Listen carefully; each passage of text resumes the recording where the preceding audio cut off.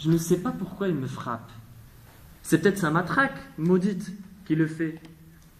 Sinon, il pourrait être mon voisin, mon ami, le commerçant du quartier, avec les bras croisés sur son comptoir, qui me salue à chaque fois que je passe.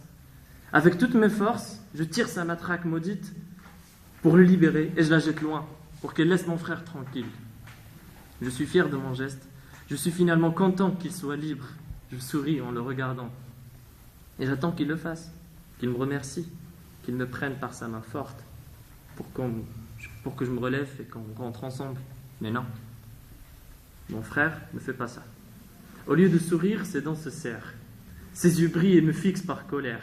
Il court pour récupérer sa matraque, finalement bien aimée, et revient avec d'autres gens, habillés comme lui, qui me ressemblent aussi. Il m'entoure par tous les côtés, avec le même rythme, presque orchestré. Mes frères me matraquent, jusqu'à ce que je ne sens plus rien. Le ciel devient de plus en plus sombre. Mon âme se prépare pour quitter mon corps. Je dis avant de m'envoler, adieu mes frères. Tout le monde m'a connu. J'étais Kamal Amal, martyr de la révolution marocaine. Proche de ma famille. J'ai des amis. J'ai goûté le délicieux et l'amer et je l'ai partagé avec mon entourage. Mais j'ai décidé un jour de sortir pour dire à tout le monde qu'on mérite mieux, qu'on peut savourer le goût de la liberté ensemble. Mais la main de la haine était plus forte et convaincue que l'homme libre ne doit pas exister. Et elle m'a assassiné. C'était un petit hommage à ce martyr. C'est parmi les 10 premiers martyrs du Maroc. On espère qu'il n'y aura pas plus, mais bon, mais vu ce qui se passe, rien n'est garanti.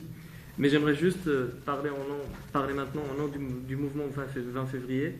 C'est un mouvement qui proteste, comme tout le monde, pour la liberté, pour la justice dans notre pays. C'est un mouvement 100% populaire où il n'y a que des jeunes, la plupart politiquement indépendants. On a commencé on a donné ce nom 20 février parce que c'était le premier jour des manifestations pacifiques. Et on a fait une liste de revendications. On ne demande pas quelque chose de spécial, on demande juste que le peuple décide et qu'on lui redonne son pouvoir à décider parce que le peuple il est là. Malheureusement, le système a tout pris, on n'a pas d'autres moyens, on prend la rue, on sort pour s'exprimer. On a commencé les manifestations le 20 février, comme je viens de dire. Le 9 mars, le roi du Maroc il a fait un discours. On s'attendait, ok, qu'est-ce qui va se passer? Finalement, il n'y a rien qui touche à ce qu'on voulait, réellement. Rien, il n'y a aucun changement en fait. Et même pire, le 9 mars, un discours, le 13 mars, un massacre dans les rues. Ça, c'était la vraie réponse. Là, on a compris qu'ils se foutent de notre gueule, depuis tout le temps.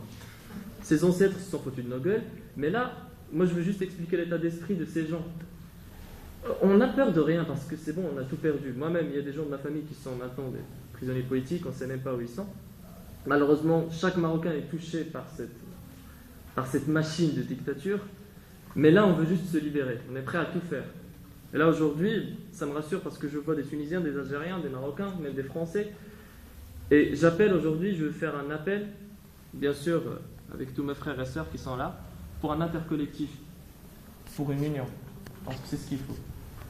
On ne peut pas s'en sortir comme ça tout seul. Parce que, en fait, il n'y a ni Français, ni Marocains, rien du tout. On est citoyens du monde. Et la seule chose qu'on veut réellement aujourd'hui, c'est la liberté.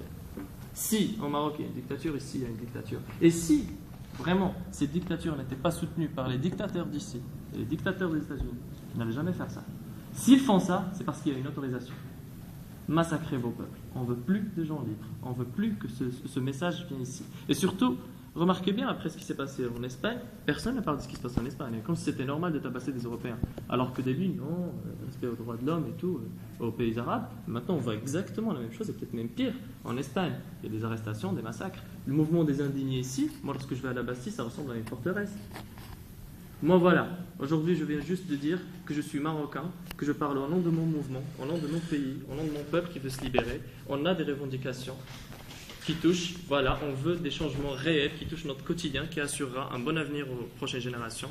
Et j'appelle à une union, un intercollectif fort qui travaille ensemble pour le même objectif. Je laisse la parole. Donc, moi, je vais parler un peu de l'histoire de l'humour 20 février. Donc, c'est un mouvement populaire, pacifique, qui a vu le jour sur la planète Facebook. Donc, ce mouvement qui exprime en fait le ras-le-bol des Marocains et qui a été lancé par des jeunes Marocains dont la majorité est indépendante. qui a été accueilli à bras ouverts par le peuple marocain. Donc ce mouvement en fait, se base sur 10 revendications. Les plus importantes, c'est les 3 premières, donc une nouvelle constitution démocratique émanant de la volonté du peuple, la démission du gouvernement et la dissolution des 2 chambres du Parlement, une réelle séparation des pouvoirs et une justice indépendante. Donc, comme vous voyez, c'est des revendications très basiques. Malheureusement, il y a plein de sourds au Maroc. Donc, le mouvement du 20 février est donc la porte par laquelle le Maroc a rejoint la vague de changement dans le monde arabe. Donc, la marche pacifique du 20 février dans plusieurs villes et villages ont permis de comprendre que les Marocains se retrouvent bien dans ce mouvement et que seul le changement, un vrai, en fait, leur conviendrait. Le 9 mars, comme Mohamed a déjà expliqué, le jour que certains ont eu le courage et l'audace de dire que c'est un jour historique, tout simplement, il y avait un discours du roi Mohamed VI. Donc, il y a des gens qui ont dit que c'est un discours historique, c'est une nouvelle ère pour le Maroc. Ce discours, en fait, a annoncé une nouvelle réforme constitutionnelle et fin de toutes les répressions. Donc, le même discours a été mis en doute et jugé vide de contenu par le mouvement 20 février, déjà en premier, et par plusieurs corps politiques indépendants. Donc, le 13 mars, c'était le jour où toutes les vérités ont été dévoilées. Le mouvement fin février a appelé à un groupement dans plusieurs villes marocaines, Casablanca comme exemple. Donc les militants et les manifestants ont été barbairement tabassés. Donc ils nous ont montré en fait que le makhzen, c'est un mot qui veut dire en fait qui décrit le système, on va dire, en fait comprend et parle que la langue de la matraque. Donc les manifestants ont été bien servis de matraque. Et surtout, il a en fait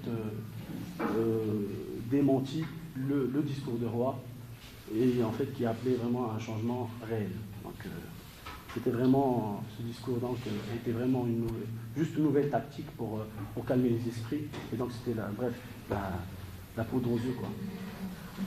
Donc depuis le 20 février, donc le mouvement a organisé des marches pacifiques dans la majorité des villes et villages marocaines. Donc au début, il y avait la DSP qui correspond à la RG en France, donc les infiltrés, les policiers en fait qui au début se contentaient en fait à faire croire, essayer de faire croire aux Marocains que le mouvement ne leur représente pas, et qu'il y a toujours des gens derrière pour qui n'aiment pas le Maroc ensoleillé, beau, où tout va bien en cours d'évolution, et que c'est pas le Maroc en fait des tortures, des prisons secrètes et souterraines comme celle de Tmara et celle de Tazmamart, qu'il y a des gens qui ont eu le courage de les nommer comme jardin paradisial.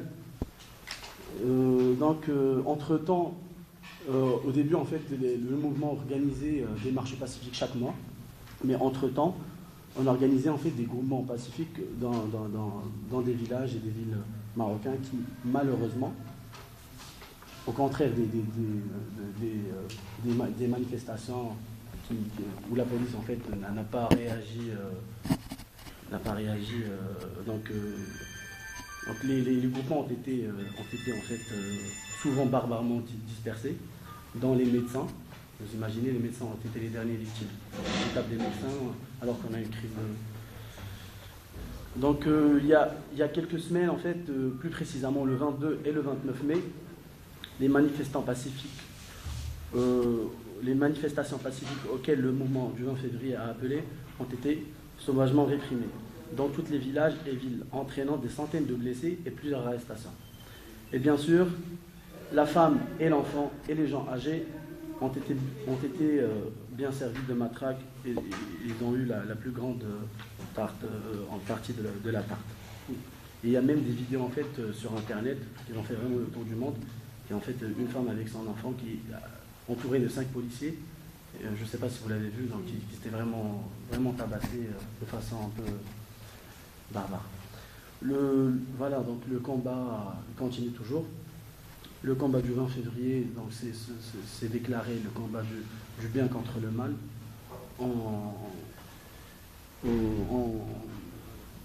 On continuera avec pacifiquement bien sûr, et on compte sur votre soutien. Si vous voulez en fait nous rejoindre dès aujourd'hui, il y a notre groupe sur Facebook qui est le mouvement du 20 février Paris /IDF Île-de-France. Donc en gros c'était une petite description du mouvement. Merci.